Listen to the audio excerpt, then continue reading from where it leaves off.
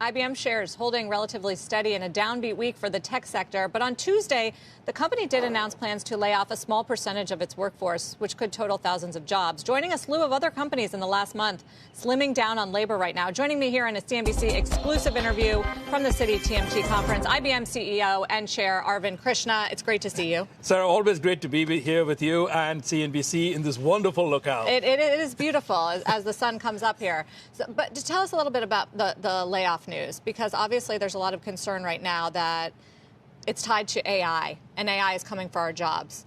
What is this one about? I'll actually say two things that are going to be somewhat contradictory. One, I expect our net hiring will be up.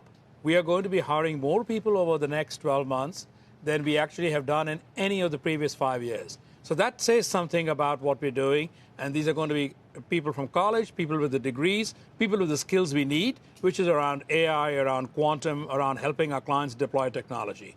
That said, as we get more productive, there is going to be some rebalancing of the workforce. So that is what is going on here. So as we find that we have excess in certain areas, that gets taken out, but gets replaced with actually even more in others. And you specifically mentioned college grads. I wanted to ask you about that because unemployment is rising among college grads, and there is some anxiety that they don't have the tools to compete in this AI future. That is why we feel that we want to go in there, and as we have looked at them, we feel that all these tools make a college grad more like a 5-10-year experienced person, albeit with a few months of training on the job. And we are willing to do that because then we find that they make great employees as they go forward in their careers. So it sounds like the layoffs for you, just to put a point on it, is shifting priorities around AI? Correct. Always. It's always got to be that we've got to lean forward as a company that drives innovation in AI, in quantum, in cloud, in helping our clients deploy technology.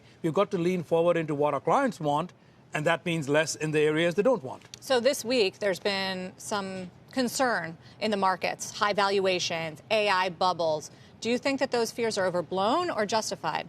I think that they are overblown. It's not quite a bubble. Could there be overinvestment? Always when there is a new technology, you're going to get a bit of overinvestment. Many will thrive, but some will not. But that's the nature of capitalism, and that's the nature of having a high innovation economy. So with the growth, there will be some pain, but in aggregate, I think that is well justified. And what about you? What are you seeing? You say fears are overblown. What are you seeing from your corporate customers? So over the last 9 quarters, we have generated a $9.5 billion book of business on AI. As I look at that, that tells me that our clients are leaning in. Is there any question about the role of AI going forward? No. Is it going slower than people would like? Yes. But I'll assert for every major technology, first 2-3 years seem slower because people are eager to get even more. And in 5 to 10, we are surprised at how much it has impacted us. Is it paying off? It is beginning. Can they measure returns? It is beginning to pay off. I'll take our own example. And now we have a couple of hundred clients who have signed up to follow the exact path that we took. We have taken over $3.5 billion out of the company. Now, the people say, oh, my God, that's a lot of jobs. No. We reinvested over 2/3 of it, but in different areas, much more in R&D, much more in technical skills. But that kind of return. Now, yes, we are a bit bigger than most at 270,000 people and almost $70 billion of revenue. But $3.5 billion is 5% that we could then reinvest to grow. And that is kind of what I think many, many others are beginning to do. So on the payoff, I guess the question for IBM shareholders and analysts are, when does it translate into high margin software revenue, bigger growth? Well, 5 years ago, we were at 22% software. We are now at 45% software.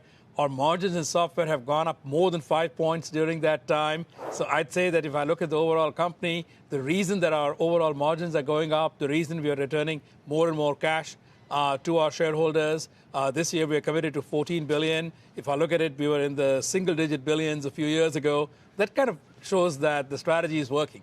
When it comes to the enterprise business, I mean, do you find yourself competing with, Google and Microsoft and Anthropic and OpenAI, which are all, investing so much more in the compute power? Actually, these are our partners much more than their competitors. We just did a deal with Anthropic where we are actually going to be using their models, but inside our own. We don't use only their models. We use models from a number of people, but that's then a partner. We're not going to compete there. in the end of the day, we are not trying to build what are being called frontier or these extremely large models. We think we'll take them from whoever is great at them and is willing to partner. We will build a lot of small models that are fit for purpose, things around time series, things around weather forecasting, things around climate change, chemistry, maybe in some areas of finance, where we have the appropriate data, we have the appropriate skills, but much more in sort of smaller, fit for purpose, more accurate, less chances for hallucination, because they are actually aimed at a smaller and more contained set of tasks. What about